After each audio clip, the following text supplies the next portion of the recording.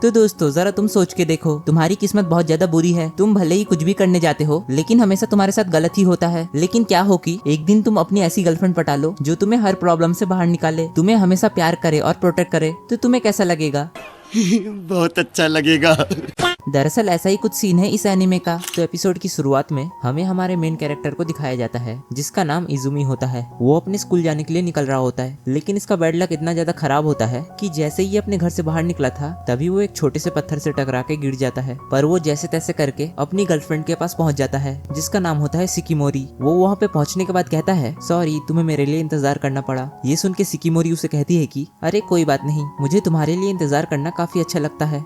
ये मैं क्या देख रहा हूँ, क्या ऐसी भी गर्लफ्रेंड होती है? और ये सुन के इजुमी ब्लश करने लगता है। फिर दोनों साथ में स्कूल के लिए निकल जाते हैं, लेकिन तभी रास्ते में एक ट्रक आ जाता है और सिकिमोरी तुरंत उसे अपनी साइड खींच के बचा लेती है। फिर सिकिमोरी उसे कहती है, क्या तुम ठीक हो? कहीं तुम्हें कोई चोट तो नहीं लगी? इजुमी कहता है कि हाँ मैं बिल्कुल ठीक हूँ। पर वो अपने मन ही मन कहता है, मेरी गर्लफ्रेंड कितनी ज्यादा क्यूट है, लेकिन साथ ही में वो कितनी ज्यादा कूल है। अबे ये क्या हो रहा है? जो काम एक लड़के को करना चाहिए वो तो यही लड़की कर रही है। लगता है इस एनीमे को स्पेशली लड़कियों के लिए बनाया गया है। उसके बाद वो दोनों बात करते करते अपने स्कूल पहुंच जाते हैं। फिर वो दोनों लिस्ट में अपने नाम को चेक करते हैं कि आखिर में उन्हें कौन सी क्लास मिली है, क्योंकि आज उनका सेकंड ईयर का फर्स्ट डे था। इजुमी गॉड से प्रे कर रहा था कि वो और सिकिमोरी एक ही क्लास में हो। और ये देख के सिकिमोरी धीरे से हंसती हुई कहती है, अरे कोई बात नहीं, अगर हम दोनों अलग अलग क्लासरूम में चले भी जाए तो क्या हुआ, मैं तो तुमसे बीच बीच में जरूर मिलने आऊंगी। लेकिन उसके बाद जब उसे पता चलता है कि सिकिमोरी तो उसी की क्लास में है तो वो बहुत ज्यादा खुश हो जाता है। तभी वहाँ पे सिकिमोरी के फ्रेंड्स हाचिमेत्सु और नेको भी आ जाते हैं और तभी इजुमा का भी एक फ्रेंड आ जाता है जिसका नाम है इनुजुका। वो सब लोग काफी ज्यादा खुश थे क्योंकि इस बार वो लोग सेकंड ईयर के फर्स्ट डे पे सब लोग एक ही क्लास में थे। उसके बाद हमें क्लासरूम का सीन दिखाया जाता है जहाँ पे सब लोग अपना अपना इंट्रोडक्शन दे रहे थे। लेकिन जैसे ही इजुमी अपना इंट्रोडक्शन देने जाता है तो वो नर्वस हो जाता है और कुछ और ही बोल देता है जिससे उसके ऊपर पूरी क्लास हंसती है। उसके बाद हमें दिखाया जाता है कि इजुमी के ऊपर एक डस्टर गिरने वाला होता है, लेकिन तभी वहाँ पे शिकिमोरी आके उस डस्टर में एक पंच मार के उसे बचा लेती है। लेकिन इसकी वजह से वो डस्टर उसी के ऊपर गिर जाता है, मगर इजुमी उसके पास जाके उसके सर को साफ कर देता है। उसके बाद शिकिमोरी वहाँ से शर्मा के चली जाती है। तभी वहाँ इजुमी के पास क्लास के कुछ बच्चे आ जाते हैं और वो इजुमी से कहते हैं, अरे तुमसे इतनी कूल गर्लफ्रेंड कैसे पट गई, तुम तो एक बहुत बड़े बेवकूफ हो। मगर ये सुन के इजुमी उनकी बातों का कोई रिप्लाई नहीं देता। पर ये सारी बातें शिकिमोरी सुन रही थी। वो इजुमी के पास आती है और उसे कहती है कि मुझे अभी कुछ काम याद आ गया, चलो मेरे साथ। उसके बाद वो लड़के कहने लगते हैं, अच्छा हुआ, लगता है शिकिमोरी ने हमारी कोई भी बात नहीं सुनी। लेकिन वो जैसे ही इजुमी के साथ क्लास से निकलने वाली होती है वो उनकी तरफ गुस्से से घूर के देखती है जिससे उन लोगों की वहीं पे फट जाती है। उसके बाद जब क्लास खत्म हो जाती है तभी वहाँ पे इजुमी का दोस्त इनुजुका आ जाता है और वो उससे कहता है कि चलो ना कहीं बाहर घूमने चलते हैं। उसके बाद इजुमी अपनी गर्लफ्रेंड और उसके दोस्तों को बाहर घूमने लेके चला जाता है। वो सब लोग एक मॉल में बॉलिंग बॉल गेम को खेलते हैं और उन लोगों ने शर्त लगाई थी जो भी हारेगा उसे ट्रीट देना पड़ेगा। उसके बाद सब लोग बारी बारी से उस गेम को खेलते हैं। पर जैसा कि हमें पता है इजुमी का बैड लक इतना ज्यादा गंदा है कि वो जीत के भी हार जाता है और हमेशा की तरह शिकिमोरी इस गेम में भी टॉप करती है और गेम खेलने के बाद सभी अपने अपने घर के लिए निकल जाते हैं। उसके बाद इजुमी और शिकिमोरी एक साथ अपने घर के लिए निकल जाते हैं। उसके बाद इजुमी शिकिमोरी से कहता है, आखिर तुम्हें कैसा ट्रीट चाहिए? तो शिकिमोरी उसे कहती है कि मुझे कोई ट्रीट वगैरह नहीं चाहिए, मैं बस तुम्हारे साथ ओयो।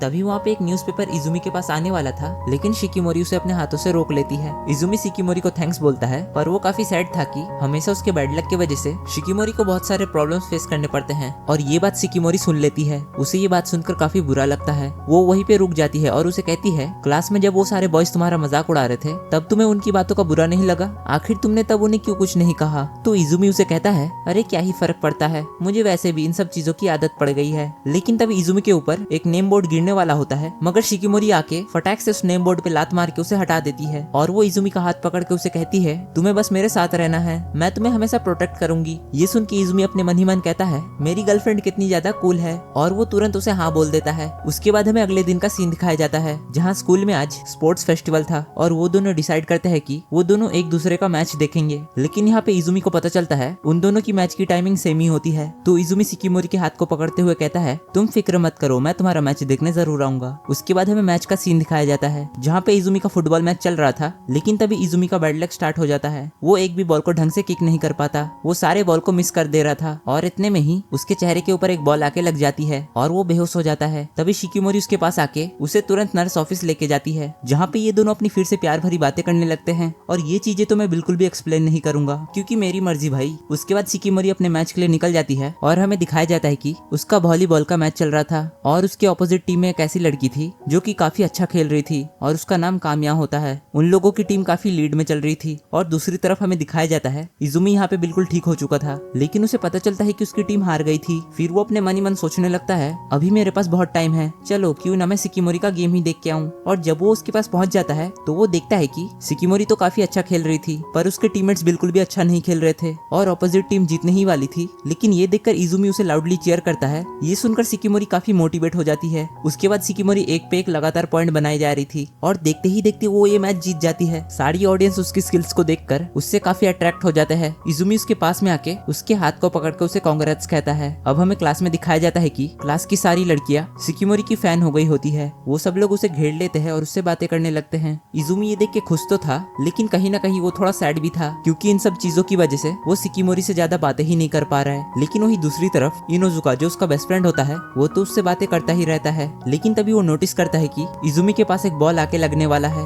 लेकिन वो बॉल इजुमी को लगने से पहले ही इनोजुका बीच में आ जाता है। मगर इसकी वजह से वो बॉल उल्टा खुद उसी के चेहरे पे लग जाता है और इजुमी उसके गाल को पकड़ के कहता है अरे यार सॉरी, मेरे बैड लक की वजह से तुम्हें चोट लग गया। और ये कह के वो उसकी परवाह करने लगता है। लेकिन ये सब सिकिमोरी देख लेती है, उसे अंदर से काफी जेलस फील होता है। उसके बाद हमें अगले सीन में दिखाया जाता है इजुमी आज अकेले ही अपने घर जा रहा था, लेकिन वही जाने के वक्त उसका पैर सीढ़ियों से स्लिप कर जाता है और वो सीढ़ियों से नीचे गिरने ही वाला होता है। लेकिन तभी शिकिमोरी आके उसे बचा लेती है। फिर वो इजुमी के होठों को पकड़ के कहती है क्या तुम आज मेरे बिना अकेले घर जाने वाले थे? तुमने मेरा वेट आखिर क्यों नहीं किया? तो इजुमी उसे कहता है कि अरे यार ऐसी कोई भी बात नहीं है, मैं तुम्हारा एंट्रेंस रूम में वेट करने वाला था और मैंने तुम्हें काफी ज्यादा मिस किया। फिर वो दोनों प्यार भरी बातें करते हुए एक साथ अपने घर चले जाते हैं। उसके बाद अगले दिन स्कूल में इनोजुका इजुमी को 2 मूवीज की टिकट देता है और उससे कहता है मुझे कहीं काम से बाहर जाना है तो इसीलिए मैं ये मूवी नहीं देख पाऊंगा, लेकिन अगर तुम चाहो तो किसी और के साथ ये मूवी देखने जा सकते हो। और इजुमी सोचने लगता है कि वो किसके साथ जाए और ये सारी चीजें सिकिमोरी बगल में बैठी हुई देख रही थी और वो वेट कर रही थी कि कब इजुमी उसके पास आके उसे इनवाइट करेगा। तभी वो सिकिमोरी को देखता है और उससे जाके कहता है हे क्या तुम आज मेरे साथ मूवी देखने चलोगी? और ये सुन के सिकिमोरी हाँ कह देती है और घर आके इजुमी काफी ज्यादा एक्साइटेड था और आखिर हो भी क्यों ना, क्योंकि वो कल सिकिमोरी के साथ मूवी देखने जो जा रहा है। खैर ये सब छोड़ो, वैसे भी ये सब हम लोगों के नसीब में नहीं है।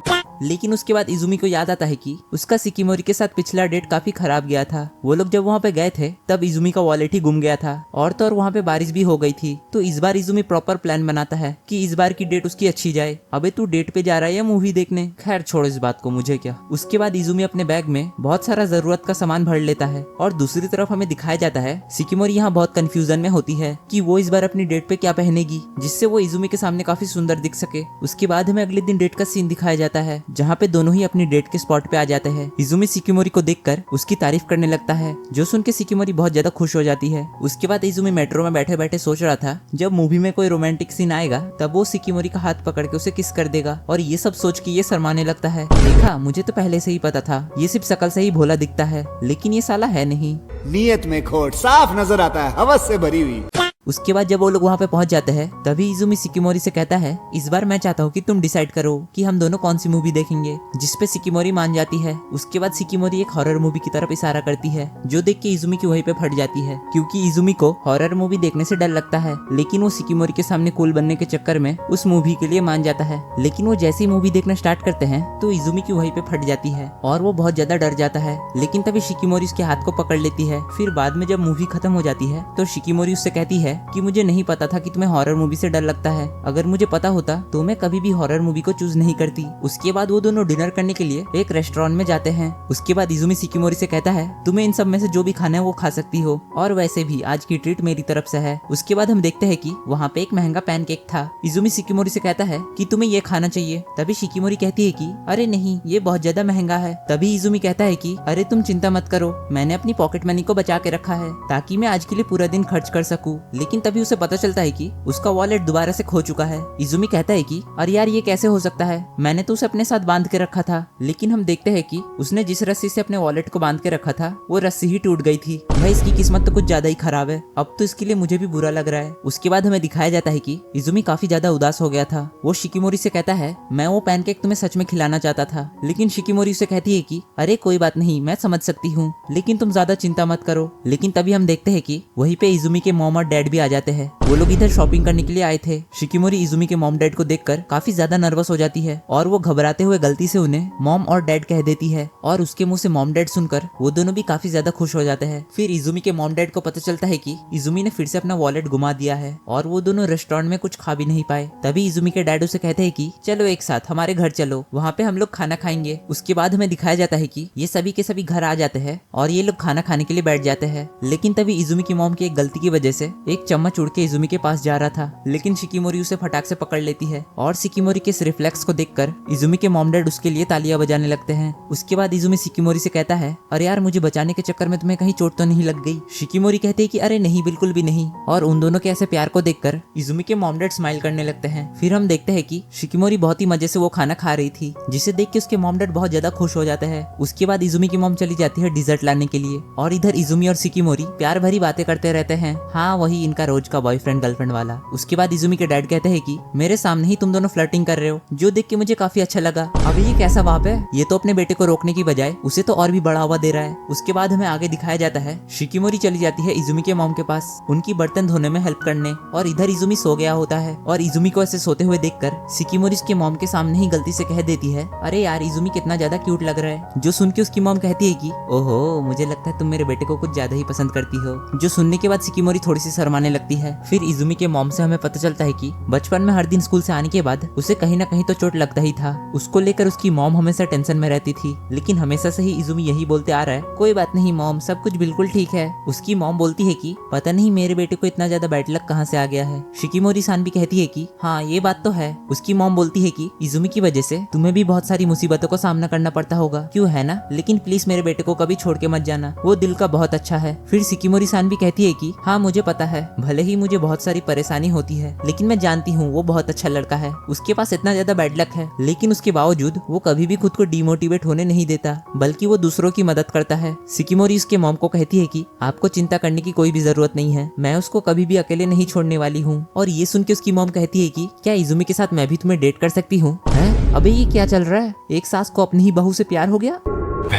इधर हम देखते हैं कि 8 बज गए होते हैं और इजुमी की मॉम इजुमी को नींद से उठा देती है। उसके बाद इजुमी नींद से उठ के देखता है कि शिकिमोरी और उसके डैड दोनों ही मिलके एक बॉक्सिंग गेम खेल रहे थे और उन दोनों के बीच में मैच ड्रॉ हो गया था और वो दोनों उसके बाद बहुत ही ज्यादा घुल मिल गए थे, जो देख के इजुमी काफी ज्यादा हैरान हो जाता है। उसके बाद हमें दिखाया जाता है कि शिकिमोरी अपने घर जाने ही वाली थी, तभी इजुमी की मॉम उसके हाथ को पकड़ के कहती है, बेटी तुम जब चाहो यहाँ आ सकती हो, इसे तुम अपना ही घर समझो, और वैसे भी तुम इस घर के होने वाली बहू जो हो। उसके बाद शिकिमोरी इजुमी के मॉम डैड को बाय कह के वहाँ से चली जाती है और उसके साथ इजुमी जाता है उसको बाहर छोड़ने के लिए, और इजुमी के मॉम डैड उन दोनों को ऐसे साथ में देखकर बहुत ज्यादा खुश हो जाता है। उसके बाद हमें अगले दिन का सीन दिखाया जाता है। इजुमी कह रहा होता है कि उसे काफी ज्यादा धूप लग रही है, लेकिन तभी हम देखते हैं कि शिकिमोरी इजुमी के लिए ठंडा पानी लेके आती है। उसके बाद वो सारे लोग डिसाइड करने लगते हैं कि गर्मियों की छुट्टी में वो सब लोग कहाँ जाने वाले हैं। तभी निको बोलती है कि चलो क्यों ना हम बीच पे चलते हैं, और ये सुन के इजुमी अपने मन में कहता है कि अरे नहीं, मुझे तो गर्मी से बहुत ज्यादा दिक्कत है, मैं तो उधर बस एक छतरी के नीचे बैठा ही रहूंगा। तभी इनोजुका कहता है कि नहीं, हम वहाँ नहीं जा सकते, क्योंकि इजुमी को गर्मी बिल्कुल भी सहन नहीं होती, लेकिन हम एक काम कर सकते हैं, हम किसी ठंडी जगह पर क्यों नहीं चलते, किसी नदी या झरने के पास। तभी इजुमी कहता है कि अरे नहीं, ये बिल्कुल भी सही नहीं होगा, मेरी वजह से तुम लोग अपनी ट्रिप क्यों खराब कर रहे हो। तभी इनोजुका कहता है कि अरे कोई बात नहीं, हम लोग वही जाने वाले हैं जहाँ सब लोग मिलकर एंजॉय करें, और तभी इजुमी भी इस बात पे एग्री हो जाता है। उसके बाद हमें दिखाया जाता है कि ये लोग अपनी ट्रिप के लिए कुछ स्विमिंग कॉस्ट्यूम्स लेने आए होते हैं। इधर सब लोग अपना सामान लेने के लिए जा रहे होते हैं, लेकिन तभी शिकिमोरी देखती है कि इजुमी इस मॉल के ही एक एड में एक हॉट सी स्विम सूट पहनी हुई लड़की को घूर घूर के देख रहा होता है, और ये सब देख के शिकिमोरी बिल्कुल शॉक हो जाती है और वो बिल्कुल वैसे ही ड्रेस लेने चली जाती है। तभी निको और हाचिमित्सु शिकिमोरी को नोटिस कर लेते हैं कि उसके गाल शर्म से लाल हो गए हैं और वो बहुत ज्यादा जेलस फील कर रही है, लेकिन वो दोनों जैसे ही देखते हैं कि शिकिमोरी के हाथ में एक बवाल सा स्विम सूट है, तभी वो दोनों कहती है कि अरे ये तुम क्या खरीद रही हो। तभी शिकिमोरी उन दोनों को सारा कुछ एक्सप्लेन कर देती है, जो सब कुछ उसने इजुमी के सामने देखा था। तभी निको कहती है कि मुझे नहीं लगता कि तुम्हें ये पहनना चाहिए, और वैसे भी तुम भले ही जो भी स्विम सूट पहनो, तुम सब में ही क्यूट लगोगी, लेकिन हाँ, अगर ये स्विम सूट तुम्हें प्राइवेटली अकेले ही इजुमी के सामने पहनना है तो तुम शायद ये ले सकती हो। और ये सुनने के बाद शिकिमोरी और भी ज्यादा शर्माने लगती है। उसके बाद सब लोग शॉपिंग करके आ जाते हैं। तभी इजुमी शिकिमोरी से कहता है, आखिर तुमने क्या क्या खरीदा। तभी शिकिमोरी शर्माती हुई कहती है कि अरे नहीं, मैंने कुछ भी नहीं खरीदा। फिर अगले दिन दोनों साथ में एग्जाम दे के आ रहे होते हैं, लेकिन रास्ते में इजुमी काफी सैड था। तभी शिकिमोरी उससे पूछती है कि आखिर क्या हुआ तुम्हारे साथ एग्जाम में। तभी इजुमी कहता है कि एग्जाम के टाइम में मेरा पेन ही नहीं चल रहा था, मैंने एग्जाम की सारी प्रिपरेशन तो कर ली थी, लेकिन मैं भला क्या ही लिखता, और जब तक मेरा पेन ठीक हुआ तब तक टेस्ट का टाइम जा चुका था। तभी शिकिमोरी कहती है कि अब मैं इसमें क्या ही कहूँ, खैर जो चला गया उसे भूल जाओ और जो आने वाला टेस्ट है उस पर फोकस करो। पर इजुमी घर में आके भी बार बार अपने एग्जाम के बारे में ही सोचे जा रहा था। लेकिन तभी उसे शिकिमोरी का कॉल आ जाता है और वो उससे कहती है तुम अपने टेडी बियर में सर रख के यही सोच रहे हो ना कि कल तुम्हारा एग्जाम है और तुमसे कोई गलती ना हो जाए। तभी इजुमी कहता है कि अरे यार शिकिमोरी को मेरे बारे में सब कुछ पता है। और शिकिमोरी उसे समझाती है कि जो चला गया उसे भूल जाओ और आने वाले कल पे फोकस करो, ऐसे टाइम वेस्ट करने का आखिर क्या ही फायदा होगा। और उसकी ये सारी बातों को सुनकर इजुमी को काफी अच्छा लगता है। फिर वो शिकिमोरी से पूछता है आखिर तुमने मुझे इतनी रात में क्यों कॉल किया था। तो शिकिमोरी उससे कहती है कि मैं बस तुम्हारी आवाज को सुनना चाहती थी। और ये सुन के इजुमी ब्लश करने लगता है। फिर ऐसे ही वो दोनों अपनी प्यार भरी बातें करते रहते हैं जो कि हम सिंगल लोगों के लिए सुनना भी पाप है। और बातों ही बातों में इजुमी उससे कहता है मैं तुम्हें अपने सामने देखना चाहता हूँ। और ये सुनने के बाद शिकिमोरी काफी ज्यादा शर्माने लगती है और वो ब्लश करती हुई फोन को काट देती है। उसके बाद वो पूरा रात भर बस इजुमी के बारे में सोच सोच के शर्मा रही होती है। उसके बाद हमें अगले दिन का सीन दिखाया जाता है जहाँ पे शिकिमोरी और इजुमी की मॉम एक कुकिंग क्लास में होती है जहाँ पे आज वो शिकिमोरी को अच्छा खाना बनाने के बारे में सिखा रही होती है। और आई थिंक मुझे लगता है कि यहाँ पे अभी कोई खाना बनाने का कंपटीशन चल रहा है जहाँ पे शिकिमोरी आज काफी ज्यादा नर्वस होती है। उसके बाद वो सब लोग खाना बनाना स्टार्ट कर देते हैं और हम देखते हैं कि शिकिमोरी गाजर को अच्छे से काट नहीं पा रही थी। तो इजुमी की मॉम ये देख के उसकी हेल्प करने लगती है और मुझे ये काफी अजीब तरीके का हेल्प लगा। मतलब तुम जरा खुद ही देखो।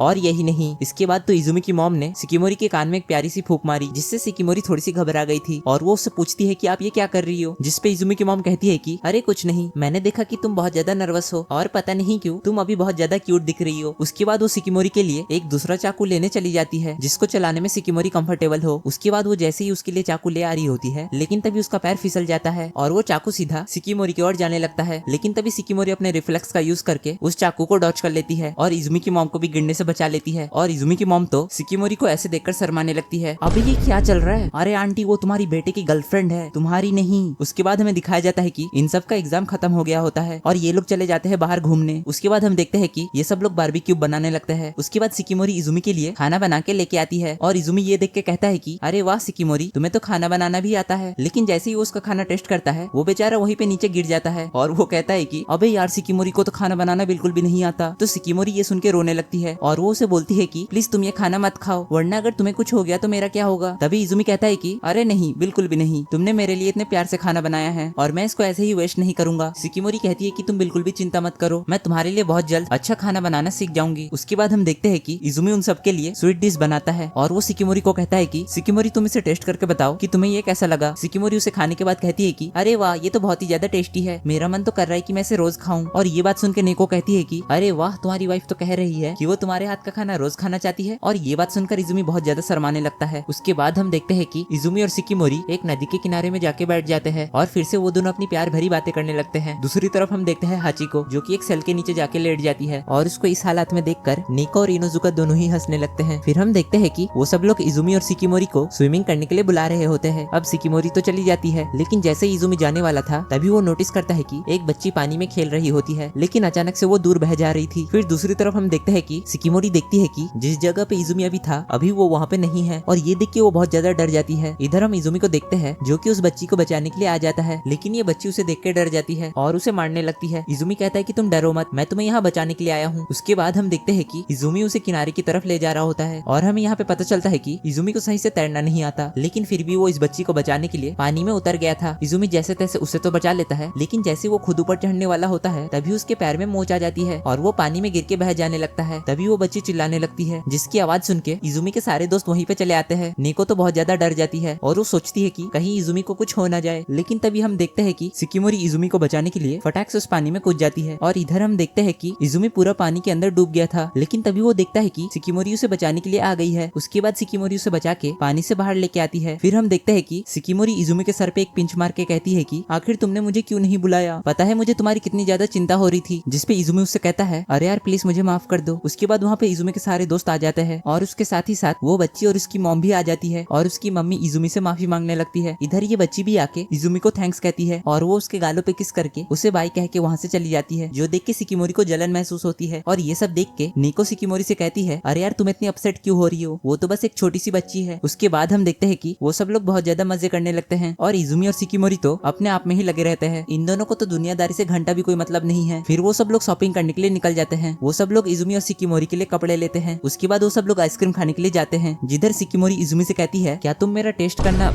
अबे क्या बोल रहा हूँ जिधर शिकिमोरी इजुमी से कहती है क्या तुम मेरे आइसक्रीम को टेस्ट करना चाहते हो, जिसमें इजुमी मान जाता है और वो शिकिमोरी के आइसक्रीम को टेस्ट करके कहता है ये तो बहुत ही ज्यादा टेस्टी है। उसके बाद जब शिकिमोरी इजुमी के आइसक्रीम को टेस्ट करने ही वाली थी, लेकिन तभी वहाँ इनोजुका आके इजुमी का पूरा आइसक्रीम खा जाता है और ये देख के शिकिमोरी बिल्कुल पगला गई थी, मतलब उसके बॉयफ्रेंड का आइसक्रीम भला तू कैसे खा सकता है। और इसी बात पे वो दोनों लड़ाई करने लगते हैं। फिर हम देखते हैं कि ये सब लोग ट्रेन से अपने घर जा रहे होते हैं, सभी के सभी बहुत थक गए थे। तभी इजुमी सोचता है कि चलो क्यों ना मैं शिकिमोरी से थोड़ी बातें ही कर लेता हूँ। लेकिन हम देखते हैं कि शिकिमोरी इजुमी के कंधे पे सो गई थी और इधर इजुमी अपने मन ही मन कहता है आज मैंने बहुत दिनों के बाद इतना एंजॉय किया है, मुझे आज बहुत ज्यादा मजा आया क्योंकि आज मैं अपने दोस्तों के साथ था और मेरे साथ मेरी शिकिमोरी थी। उसके बाद हम देखते हैं कि ये सारी बातों को सोचने के बाद उसको भी नींद आ जाती है, लेकिन तभी हम देखते हैं कि शिकिमोरी की नींद टूट गई थी और वो देखती है कि इजुमी भी सो गया है। उसके बाद वो इजुमी को अपने कंधे पे सुला देती है। मतलब भाई मैं यहाँ पे क्या ही बोलूं, इन दोनों का ऐसा प्यार देख के मुझे लगता है कि रियल लाइफ में ऐसी गर्लफ्रेंड एग्जिस्ट ही नहीं करती। लेकिन अगर तुम सब में से किसी की गर्लफ्रेंड अगर ऐसी है तो उसका नंबर तुम मुझे कमेंट में दे सकते हो। उसके बाद हमें अगले दिन का सीन दिखाया जाता है, जिधर हमें पता चलता है कि इजुमी को सनबर्न हुआ है। शिकिमोरी उसे कहती है कि तुम आज पूरा दिन घर पे रेस्ट करो। तभी इजुमी न्यूज में देखता है कि आज उसके शहर के बाहर साइड फायरवर्क्स होने वाले हैं, जिसे देखने के लिए बहुत दूर दूर से लोग आने वाले हैं। तभी इजुमी शिकिमोरी से कहता है हे शिकिमोरी क्या तुम आज मेरे साथ फायरवर्क्स देखने चलोगी, जिसपे शिकिमोरी उसे कहती है कि अरे लेकिन तुम्हें तो सनबर्न हुआ है ना, तुम्हें आज पूरा दिन घर पे आराम करना चाहिए। इजुमी कहता है कि तुम चिंता मत करो, मैं बिल्कुल ठीक हो जाऊंगा। शिकिमोरी कहती है कि चलो फिर ठीक है, मैं तुम्हारे साथ जरूर जाऊंगी। उसके बाद हम देखते हैं कि इजुमी के डैड उसको युकाता पहना रहे होते हैं, लेकिन उसे वो फिट नहीं हो रहा था क्योंकि वो उसके डैड का था। इजुमी बोलता है कि मुझे शिकिमोरी के साथ फायरवर्क्स देखना है। उसकी मॉम कहती है कि हाँ फायरवर्क्स तो बहुत ज्यादा मजेदार होते हैं, लेकिन उधर बहुत ज्यादा भीड़ भी होती है, तो तुम लोग थोड़ा संभल के रहना। लेकिन तभी इजुमी के डैड उससे कहते हैं कि बेटा मुझे तुम्हें कुछ बताना है। दूसरी तरफ हमें दिखाया जाता है कि शिकिमोरी यूट्यूब से देख के युकाता पहन रही थी, लेकिन वो ढंग से पहन ही नहीं पा रही थी और उसका ये रोना धोना सुन के उसका भाई वहीं पे आ जाता है। उसके बाद उसका भाई उसके युकाता को अच्छे से बांध देता है, जिसके बाद शिकिमोरी उसे थैंक्स कहती है। फिर उसका भाई उसे पागल कह के वहाँ से चला जाता है, जो सुन के शिकिमोरी भड़क जाती है। उसके बाद हम देखते हैं कि इधर इजुमी पहले ही आ जाता है और उसने जरूरत का सारा सामान अपने बैग में भर लिया है ताकि आगे चल के उसे कोई प्रॉब्लम ना हो। फिर हम देखते हैं कि वहाँ पे शिकिमोरी भी आ जाती है और वो शिकिमोरी को देखकर हक्का बक्का हो जाता है। उसके बाद वो दोनों एक दूसरे को देखकर काफी ज्यादा ब्लश करने लगते हैं। उसके बाद हम देखते हैं कि ये दोनों फेस्टिवल में काफी ज्यादा मजे करते हैं। तभी इजुमी उसे कहता है कि चलो क्यों ना हम ये शूटिंग वाला गेम खेलते हैं। इजुमी को एक वुल्फ पसंद आ जाता है। शॉपकीपर उसे कहता है कि चलो बच्चे अपनी कूल साइड को अपनी गर्लफ्रेंड को दिखाओ, उसे दिखा दो कि तुम एक असली मर्द हो। लेकिन जैसे ही वो निशाना लगाता है तो एक भी निशाना उस वुल्फ को नहीं लगता है। उसके बाद वो शॉपकीपर उसे खुश करने के लिए उसे एक किटी देने लगता है। तभी शिकिमोरी कहती है कि मुझे भी ट्राई करना है, लेकिन तभी शॉपकीपर उसे कहता है कि तुम एक लड़की हो, तुम्हारे लिए ये बहुत ज्यादा मुश्किल हो सकता है। लेकिन तभी हम देखते हैं कि शिकिमोरी एक के बाद एक सभी टॉयज पे निशाना लगा देती है, जो देखकर शॉपकीपर हैरान हो जाता है। फिर हम देखते हैं कि शिकिमोरी उस वुल्फ को लेके इजुमी को दे देती है और ये देख के इजुमी और शॉपकीपर दोनों ही बहुत ज्यादा खुश हो जाते हैं। उसके बाद हम देखते हैं कि वहाँ पे उन लोगों के बाकी के दोस्त भी आ जाते हैं। उसके बाद इजुमी और इनोजुका दोनों ही गोल्डफिश कैच करने वाला गेम खेलने लगते हैं, जिधर बुरी तरीके से इजुमी हारने लगता है और ये देख के शिकिमोरी भड़क जाती है। उसके बाद शिकिमोरी इनोजुका से कहती है चल अब तू मेरे साथ मुकाबला कर। लेकिन हम देखते हैं कि इनोजुका बड़े ही आराम से उन सारी मछलियों को पकड़ रहा था और इधर शिकिमोरी के गुस्से वाले चेहरे को देखकर वो सारी मछलियां डर जाती है और उससे दूर भाग जाती है, इसलिए वो एक भी मछली पकड़ नहीं पाती। तभी नेको उससे कहती है तुम मुझे ये दे दो, मैं इधर सब संभाल लूंगी, तुम दोनों जल्दी से जाओ और फायरवर्क्स को एंजॉय करो। अब जैसे ही वो दोनों जाने लगते हैं तभी शिकिमोरी का सैंडल टूट जाता है और इजुमी नोटिस करता है कि शिकिमोरी के पैर में उन सैंडल्स को पहनने की वजह से पैर के उंगलियों के कोने में छाले आ गए थे। फिर शिकिमोरी उसे कहती है कि तुम मुझे एक जगह पे ले जाना चाहते थे ना। फिर वो बोलता है कि अरे नहीं वो इतना भी ज्यादा इंपॉर्टेंट नहीं था। लेकिन शिकिमोरी उसे कहती है कि अरे यार प्लीज बताओ ना। फिर इजुमी उसे आखिर में कह ही देता है हाँ मैं तुम्हें एक जगह पे ले जाना चाहता था, मेरे डैड ने मुझे एक सीक्रेट लोकेशन के बारे में बताया था जिधर कोई भी नहीं जाता है, वहाँ पे हम लोग बहुत ही अच्छे से फायरवर्क्स देख सकते हैं। तभी इजुमी शिकिमोरी से कहता है तुम एक काम करो, तुम मेरे पीठ पे बैठ जाओ। तभी शिकिमोरी कहती है कि अरे नहीं मैं बहुत भारी हूँ। इजुमी कहता है कि नहीं तुम्हें बैठना ही होगा। उसके बाद हम देखते हैं कि शिकिमोरी उसके कंधे पे बैठ जाती है। उसके बाद अब इजुमी सीढ़ियों को चढ़ना शुरू कर देता है, लेकिन उसको बहुत ज्यादा प्रॉब्लम हो रहा था। तभी शिकिमोरी कहती है कि आखिर तुम ये सब क्यों कर रहे हो। तो इजुमी बोलता है कि क्योंकि मैं तुम्हारे साथ ये फायरवर्क्स देखना चाहता हूँ। उसके बाद हम देखते हैं कि वो दोनों बहुत ही मुश्किल से उस जगह पे पहुंच जाते हैं। फिर वो दोनों एक बेंच पे बैठ जाते हैं और तभी फायरवर्क्स स्टार्ट हो जाता है और वो दोनों अपनी प्यार भरी बातें करते हुए इस फायरवर्क्स को एंजॉय करते हैं। उसके बाद जैसे ही वो लोग नीचे उतरने वाले होते हैं तभी इजुमी का पैर फिसल जाता है और वो लोग नीचे गिरने ही वाले होते हैं, लेकिन तभी इजुमी के डैड आके उन दोनों को बचा लेते हैं। तभी उधर उसकी मॉम भी आ जाती है। उसके बाद शिकिमोरी इजुमी के मॉम डैड से कहती है अरे मॉम डैड आप यहाँ पे क्या कर रहे हो और आप लोग कब से यहाँ पे हो। जिस पे इजुमी की मॉम कहती है कि अरे कब से क्या, हम तो पूरा ही टाइम तुम लोगों के साथ थे। और ये बात सुन के वो दोनों शर्मा जाते हैं और इजुमी तो अपने मन ही मन कह रहा था अच्छा हुआ कि उन्होंने हमारी बातें नहीं सुनी। भाई इसके मॉम डैड भी गजब है, मैं तो ऐसे मॉम डैड पहली बार देख रहा हूँ, क्योंकि रियल लाइफ में तो ऐसे मॉम डैड शायद ही किसी के पास होंगे। अगर तुम्हारे मॉम डैड भी ऐसे हैं तो मुझे कमेंट में। उसके बाद जब वो लोग सीढ़ियों से उतर रहे थे तब इजुमी अपने डैड डैड को इस लोकेशन के लिए थैंक्स कहता है। उसके बाद वो अपने डैड से कहता है, डैड क्या आप श्योर हो कि आप एक साथ 2 लोगों को उठा सकते हो? तब इजुमी की मॉम उससे कहती है, अरे तुम फिक्र मत करो बेटा, जब तुम्हारे डैड जवान थे तब तो वो बड़ी ही आसानी से एक साथ 4 लोगों को उठा लेते थे। और ये सुन के इजुमी हैरान हो जाता है। उसके बाद हमें अगले दिन का सीन दिखाया जाता है। इन लोगों के स्कूल में कल्चरल फेस्टिवल होने वाला है, इसीलिए सब लोग इस फेस्टिवल की तैयारी कर रहे थे। इजुमी यहाँ पे कॉस्ट्यूम बनाने वाले डिपार्टमेंट में था और डेकोरेशन के डिपार्टमेंट में थी सिकिमोरी। फिर हमें पता चलता है कि सिकिमोरी और इजुमी पिछले साल ये दोनों एक ही डिपार्टमेंट में थे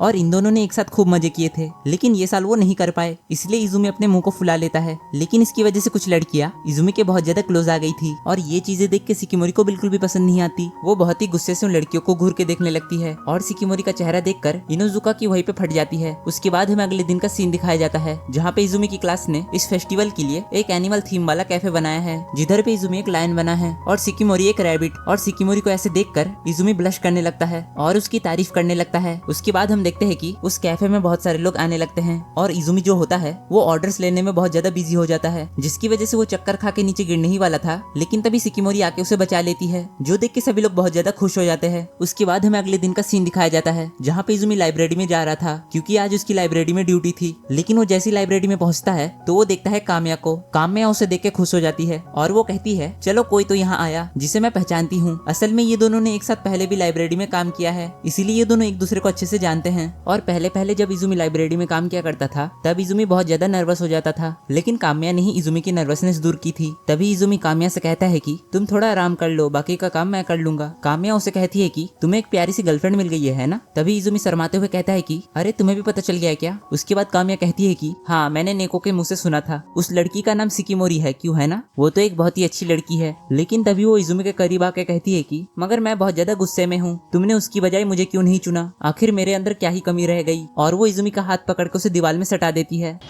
अरे यार, मैं तो मजाक कर रहा था, तुम लोग मेरी इस बात को सीरियसली मत लेना। दरअसल इस एनीमे में ऐसा कुछ हुआ ही नहीं है, वो तो बस मैं ऐसे ही मजे मजे में बना रहा था। दरअसल यहाँ पे हुआ ये था कि काम्या उसे कहती है कि हे इजुमी, क्या तुम मुझे अपने रिलेशनशिप के बारे में थोड़ा सा बता सकते हो, क्योंकि मैं कभी भी किसी से रिलेशनशिप के बारे में बात ही नहीं कर पाती। और इजुमी ये सब सुनकर बिल्कुल घबरा जाता है। तो देखा तुम सब ने, यही हुआ था असल में, लेकिन मैंने स्टोरी को क्या से क्या ही बना दिया था। सोचो अगर एनीमे का राइटर अगर ये देख ले तो उसका क्या रिएक्शन होगा। अरे साला, ये तो अलगे फ्रॉड चल रहा है। वैसे तुम लोग कमेंट में मुझे जरूर बताना कि ये सीन एनीमे में होना चाहिए था कि नहीं। दूसरी तरफ हमें दिखाया जाता है सिकिमोरी को, जो कि बहुत ज्यादा परेशान हो रही थी, क्योंकि इस फेस्टिवल का एक अजीब सा ही रूल है, हर स्टूडेंट को एक नंबर दिया जाता है और अगर जिस लड़का लड़की का नंबर सेम हुआ तो वो दोनों हमेशा के लिए एक हो जाते हैं। मतलब ये सब इन लोगों का एक फालतू सा सोच है। उसके बाद हमें पता चलता है कि पिछले साल सिकिमोरी और इजुमी का सेम नंबर आया था और उन्होंने एक साथ बहुत सारी पिक्चर्स भी क्लिक की थी। इसी वजह से सिकिमोरी नहीं चाहती कि इजुमी उसके अलावा किसी और लड़की के साथ फोटो खिंचवाए। सिकिमोरी कहती है कि चाहे कुछ भी हो जाए, मैं उस लड़की को ढूंढ के ही रहूंगी जिसके पास इजुमी का मैचिंग नंबर है। उसके बाद हमें दूसरी तरफ दिखाया जाता है काम्या और इजुमी मिलकर बातें कर रहे होते हैं, जिधर काम्या की बहुत ज्यादा रिक्वेस्ट करने की वजह से इजुमी अपनी लव स्टोरी उसे सुनाने लगता है। उसके बाद इजुमी उसे कहता है कि पिछले साल के कल्चरल फेस्टिवल में उसका और सिकिमोरी का नंबर सेम आया था और इस फेस्टिवल की वजह से वो दोनों इनडायरेक्टली आज के दिन कपल बन गए थे। उसके बाद हम दोनों ने एक साथ बहुत अच्छा टाइम स्पेंड किया। उसके बाद सिकिमोरी ने मुझसे कहा था कि क्या तुम मेरे साथ फोटो खिंचवाना चाहोगे? ये सुन के मैं तो बहुत ज्यादा खुश हो गया था, लेकिन फिर मैं देखता हूँ कि मेरा टोकन नंबर ही गुम गया था और ये सब होने के बाद मैं तो बहुत ज्यादा डिमोटिवेट हो गया था। मैंने तो ऑलमोस्ट मेरी उम्मीद छोड़ ही दी थी कि क्या मैं आज सिकिमोरी को प्रपोज कर भी पाऊंगा या नहीं। लेकिन तभी सिकिमोरी ने मुझसे कहा था ऐसे हार मानने से कुछ भी नहीं होगा।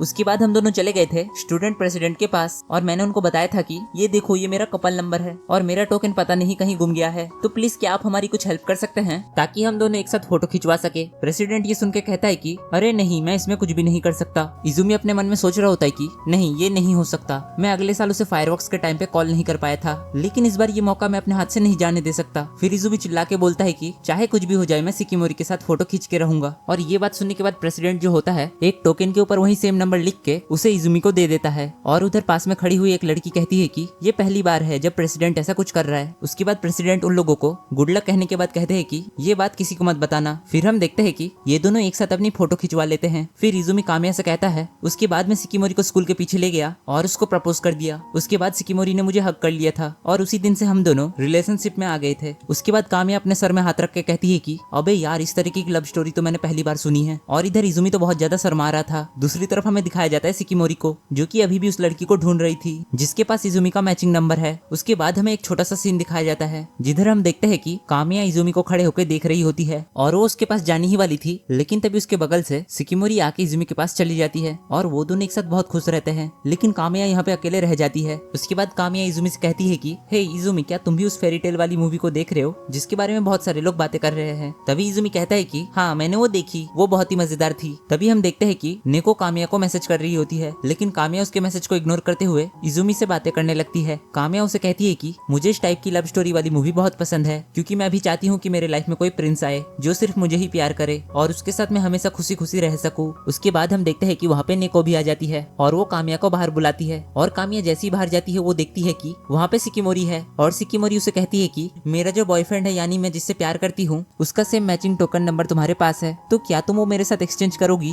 तभी कामिया कहती है कि अरे हाँ हाँ, क्यों नहीं। उसके बाद कामिया अपना टोकन नंबर सिकिमोरी को दे देती है। तभी हम देखते हैं कि पीछे से इजुमी आ जाता है, लेकिन उसको तो कुछ पता ही नहीं है कि यहाँ पे क्या चल रहा है। तभी कामिया इजुमी से कहती है कि इजुमी, तुम एक काम करो, तुम यहाँ से चले जाओ, बाकी का काम मैं कर लूंगी। लेकिन इजुमी बोलता है कि नहीं, मैं तुम्हें यहाँ अकेले छोड़ के नहीं जाऊंगा। उसके बाद हम देखते हैं कि नेको और सिकिमोरी दोनों ही इजुमी का इंतजार कर रहे थे, लेकिन तभी सिकिमोरी देखती है कि इजुमी और कामिया दोनों ही क्लोजली प्यार से बातें करते रहते हैं। इधर कामिया अपने मन में सोच रही होती है कि उस मूवी में तो हीरो हीरोइन एक साथ रहने लग गए थे, लेकिन दूसरी जो लड़की थी वो अकेले रह गई थी। उसके बाद जब इजुमी का काम खत्म हो जाता है तो वो कामिया को बाय कह के वहाँ से चला जाता है। उसके बाद हम कामिया को देखते हैं जो कि रूफ टॉप में आ जाती है, लेकिन वो बहुत ज्यादा उदास थी और वो अपने मन ही मन कहती है कि मुझे नहीं लगा था कि वहाँ पे सिकिमोरी भी आ जाएगी, और अगर सच बोलूं तो वो एक बहुत अच्छी लड़की है और अब मुझे लगता है कि मुझे इजुमी के लिए अपनी फीलिंग्स को मिटा देना चाहिए। लेकिन तभी हम देखते हैं कि वहाँ पे सिकिमोरी आ जाती है और वो कामिया से कहती है, ये लो कामिया, तुम इसे वापस ले लो, मुझे लगता है कि ये गलत है। लेकिन तभी कामिया उसे कहती है कि लेकिन सब लोग तो इसे एक्सचेंज कर रहे हैं, तो इसीलिए मुझे नहीं लगता कि इसमें कोई भी गलत बात है। लेकिन तभी सिकिमोरी कामिया से कहती है, जो मेरी पसंद को पसंद करता है वो मुझे काफी अच्छा लगता है और तुम इजुमी को पसंद करती हो, क्यों, है ना? और ये बात सुन के कामिया बिल्कुल शॉक हो जाती है। उसे फिर याद आता है कि उसकी वजह से जब लाइब्रेरी में इजुमी के ऊपर बुक्स गिर गई थी और उसे थोड़ी चोट भी लग गई थी, लेकिन उसके बावजूद उसने मुझे कुछ भी ब्लेम नहीं किया। उल्टा खुद उसने ये बोला था कि अरे क्या तुम ठीक हो, कहीं तुम्हें चोट तो नहीं लग गई? और यही वो पल था जिसके बाद से मैं उसे पसंद करने लग गई थी। और इधर हम देखते हैं कि कामिया रोने लगती है और वो ये भी कहती है कि मुझे बहुत पहले ही इजुमी के लिए इस फीलिंग को खत्म कर देना चाहिए था। तभी सिकिमोरी स्टैम्पलेट को फाड़ देती है और कामिया को हक कर लेती है और वो उसे कहती है कि मुझे माफ कर देना, मैं तुम्हें हर्ट नहीं करना चाहती थी, लेकिन तुम्हें अपनी फीलिंग्स को दबाने की कोई भी जरूरत नहीं है। तभी कामिया कहती है कि ये तो बिल्कुल वैसे टाइप का सीन हो गया कि तुम अपने ही दुश्मन की मदद कर रही हो। सिकिमोरी कहती है कि हाँ मुझे पता है। इधर कामिया अब रोना बंद कर देती है और वो सिकिमोरी से कहती है, मैं बिल्कुल ठीक हूँ, अब तुम इजुमी के पास जाओ, वो तुम्हारा बहुत देर से इंतजार कर रहा होगा। फिर हम देखते हैं कि सिकिमोरी इजुमी के पास चली जाती है और इधर कामिया अपने मन ही मन कहती है कि पता नहीं मैं कितने सालों के बाद ऐसे किसी के सामने रोई हूँ, लेकिन कुछ भी बोलो, ये लड़की है तो बहुत कमाल की, और इजुमी मैं तुम्हारे लिए बहुत ज्यादा खुश हूँ कि सिकिमोरी तुम्हारी गर्लफ्रेंड है। उसके बाद हमें दिखाया जाता है इजुमी को। इजुमी अपने हाथ में एक गिफ्ट को पकड़ के कहता है कि आज सिकिमोरी का बर्थडे है और आज के ही दिन हम लोगों ने डेटिंग करना शुरू किया था। पिछले साल तो मैं उसका बर्थडे भूल गया था, लेकिन इस साल नहीं। फिर हम देखते हैं कि स्कूल खत्म होने के बाद जिधर इजुमी सिकिमोरी से कहता है, प्लीज क्या तुम मेरे साथ ओयो जा सकती हो?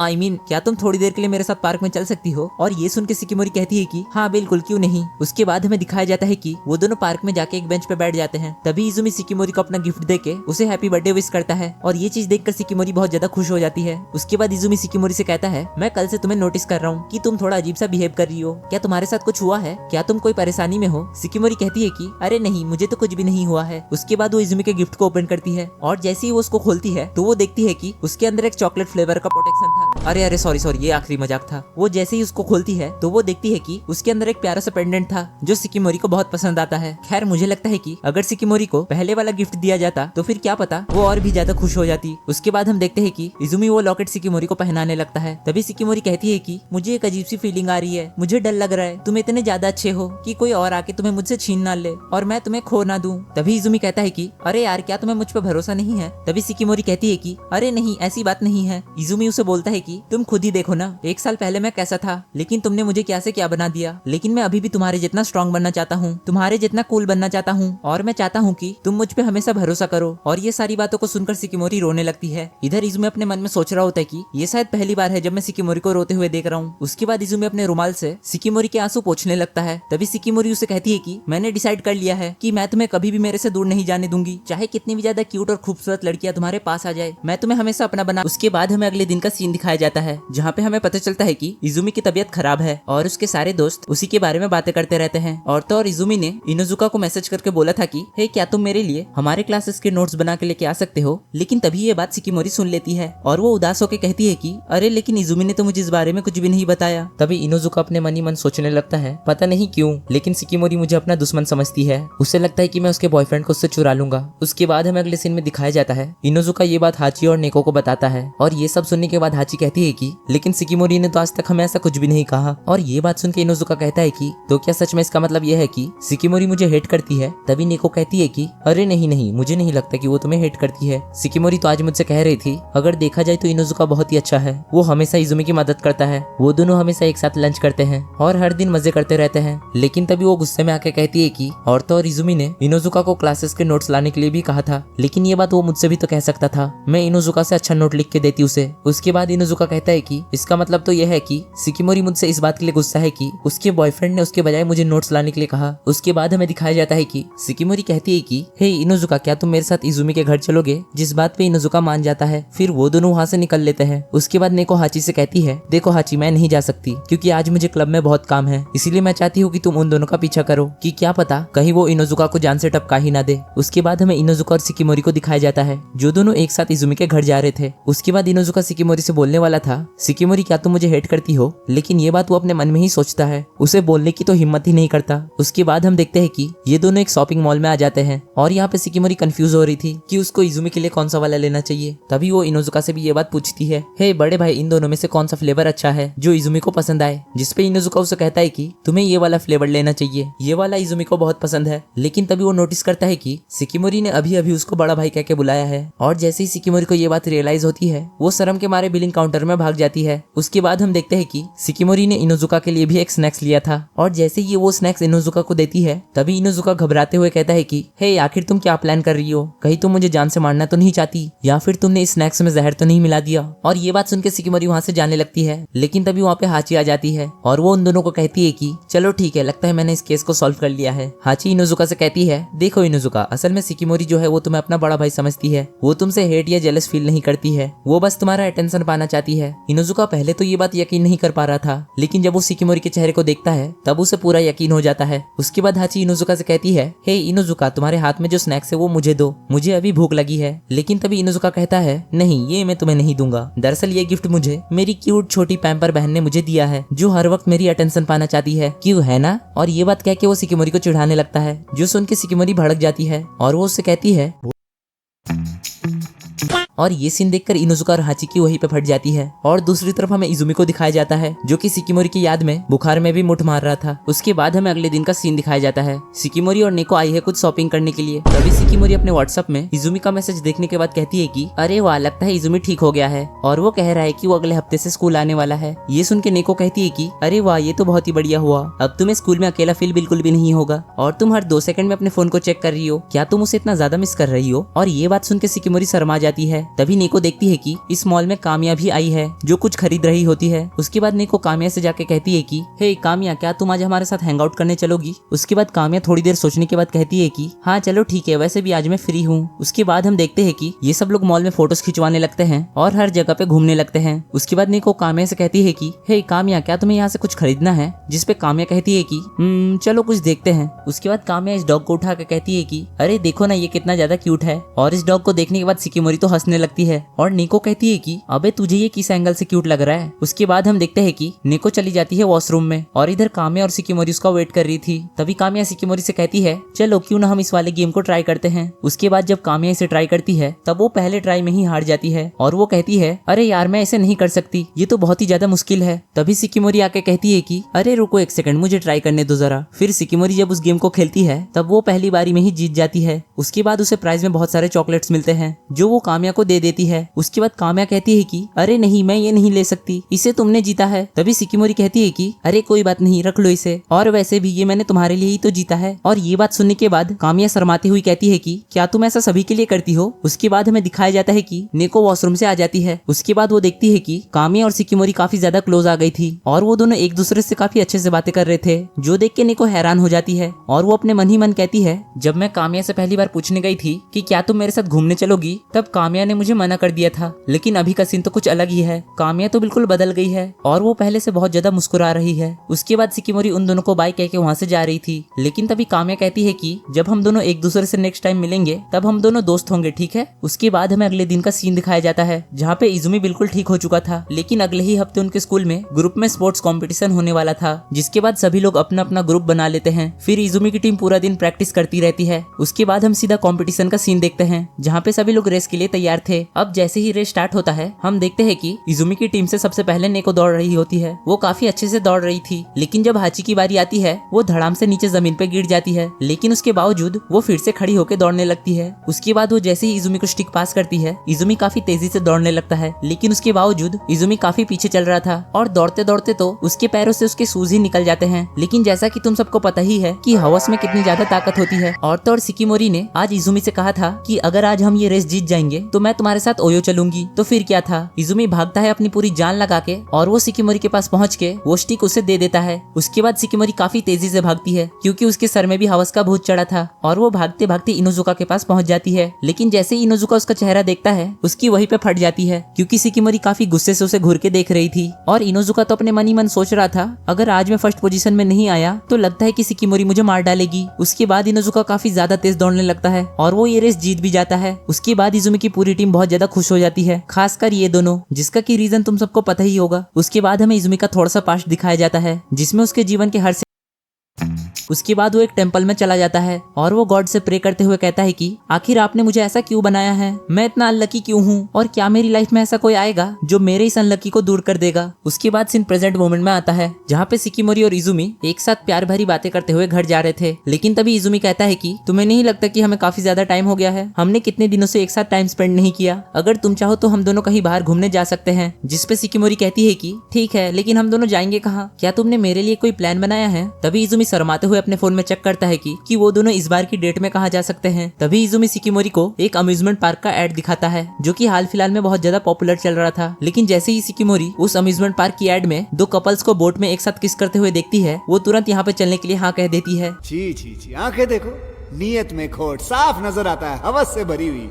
उसके बाद हम सीधा डेट का सीन देखते हैं जहाँ पे ये दोनों अम्यूजमेंट पार्क को देख के कुछ ज्यादा ही खुश हो जाते हैं। फिर वो दोनों आ जाते हैं एक कॉस्ट्यूम शॉप पे जहाँ पे इजुमी एक हेयर बैंड को पकड़ के कहता है कि सिकिमोरी तुम इसे पहन के देखो, ये तुम पे बहुत अच्छा लगेगा। तभी सिकिमोरी शर्माती हुई कहती है कि अरे नहीं, मैं चाहती हूँ कि इसे तुम पहनो। उसके बाद हम देखते हैं कि सिकिमोरी एक ड्रैकुला की आउटफिट पहन लेती है, जिसे देख के इजुमी तो पूरा खुश हो जाता है और वो उससे कहता है अरे वाह सिकिमोरी, तुम तो इस आउटफिट में बिल्कुल कमाल लग रही हो। उसके बाद ये दोनों चले जाते हैं स्लीपिंग प्रिंसेस की स्टोरी को देखने, और इस कहानी की एंडिंग में आते आते इजुमी को नींद आ जाती है और वो सो जाता है। और ये मौका थोड़ी ना सिकिमोरी अपने हाथ से जाने देने वाली थी, तो वो इसी मौके का फायदा उठाते हुए इजुमी को किस करने ही वाली थी, लेकिन तभी उन दोनों की राइड खत्म हो जाती है।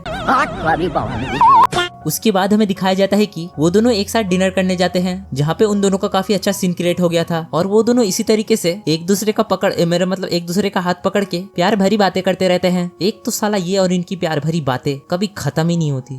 उसके बाद जब वो लोग वहाँ से जाने ही वाले थे तभी इजुमी सिकिमोरी से कहता है, हे सिकिमोरी, क्या तुम्हें यहाँ पे किसी और भी जगह पे जाना है। जिसपे सिकिमोरी शर्माती हुई कहती है कि हाँ, मैं यहाँ पे अभी भी एक जगह पे जाना चाहती हूँ। दरअसल उस दिन हमने जो एड में देखा था मुझे वहाँ पे जाना है। इजुमी को तो यहाँ पे घंटा भी समझ नहीं आ रहा था कि सिकिमोरी को कहाँ जाना है, लेकिन वो उसकी हवस भरी आंखों को देख के समझ ही जाता है कि सिकिमोरी उसके साथ कहाँ जाना चाहती है। उसके बाद हमें आगे दिखाया जाता है कि इजुमी और सिकिमोरी ये दोनों एक साथ एक बोट में आ जाते हैं। वहाँ पे वो दोनों डिसाइड करते हैं कि वो दोनों बहुत सारी पिक्चर्स को क्लिक करेंगे, लेकिन जैसे ही वो पिक्चर्स क्लिक करने जाता है तभी अम्यूजमेंट पार्क की लाइट चली जाती है। उसके बाद जैसे ही इजुमी अपने फोन के फ्लैश को ऑन करता है तभी सिकिमोरी उसके हाथ में किस कर देती है और वो उसे कहती है, अभी हम दोनों बिल्कुल अकेले हैं, क्यों है ना। मुझे ये सब बिल्कुल किसी सपने की तरह लग रहा है और मैं नहीं चाहती कि मेरा ये सपना कभी भी टूटे। और ये सब सुनने के बाद इजुमी अपने हार्मोन्स पे कंट्रोल नहीं कर पाता और वो सीधा सिकिमोरी के गाल पे किस करते हुए कहता है कि आई लव यू सिकिमोरी, मैं तुमसे बहुत प्यार करता हूँ और मैं हमेशा तुम्हारे साथ रहना चाहता हूँ। और ये सुन के सिकिमोरी उसे हग कर लेती है। तभी लाइट भी चली आती है और वो इजुमी इजुमी से कहती है, हाँ मैं भी तुमसे बहुत प्यार करती हूँ और मैं पूरी जिंदगी भर तुम्हारे साथ रहना चाहती हूँ। इसके बाद हमें सीधा अगले दिन का सीन दिखाया जाता है, जहाँ पे इजुमी क्लास में उस दिन सिकिमोरी को किस करने के बारे में सोच सोच कर शर्मा रहा था और सिकिमोरी का सेम बिल्कुल यही हाल था। इधर नेको और हाची सिकिमोरी से पूछते हैं, आखिर तुम लोग कहाँ घूमने गए थे और तुमने क्या क्या किया, वो सब कुछ हमें बताओ। और सिकिमोरी यहाँ पे काफी ज्यादा एम्बेरसमेंट फील कर रही थी, लेकिन उन दोनों के इतने ज्यादा फोर्स करने की वजह से सिकिमोरी आखिर में सब कुछ कह ही देती है और ये बात सुन के ये दोनों भी शर्मा जाते हैं। उसके बाद हमें दिखाया जाता है कि सिकिमोरी एक जगह पे खड़ी है और तभी पीछे से इजुमी आके उसे गुड मॉर्निंग कहता है, लेकिन तभी अचानक से एक उड़ता हुआ कैन इजुमी के पास आ रहा था, लेकिन सिकिमोरी फटाक से उसे एक लात मार के उसे डस्टबिन में फेंक देती है। और इधर इजुमी सिकिमोरी को देख के कहता है, मेरी गर्लफ्रेंड कितनी ज्यादा क्यूट है, लेकिन साथ ही में वो कितनी ज्यादा कूल है। फिर ये दोनों खुशी खुशी अपने स्कूल चले जाते हैं और ऐसे ही ये एनीमे यहाँ पे खत्म हो जाता है। तो दोस्तों उम्मीद है कि ये वाली वीडियो भी तुम्हें पसंद आई होगी और हाँ तुम लोग मुझे कमेंट में जरूर बताना, अगर तुम लोग चाहते हो कि मैं इसके मांगा को कवर करूँ तो नीचे S2 लिख देना, मैं समझ जाऊंगा। लेकिन हाँ इसके सीजन 2 के मांगा के ऊपर वीडियो तभी आएगी जब तुम लोग इस वीडियो पे 999 लाइक्स और 199 कमेंट्स करवा दोगे, तो उसके बाद ही आएगा इसके सीजन 2 का मांगा। तो वीडियो जल्दी जल्दी चाहिए तो फास्ट लाइक कर देना और हो सके तो कमेंट शेयर सब्सक्राइब भी कर देना। बाकी अगर तुम्हें मेरी और भी ऐसी वीडियोस देखनी है तो स्क्रीन पे आई हुई 2 वीडियो में से किसी एक पे टैप करो, मैं तुम्हें वही मिलूंगा।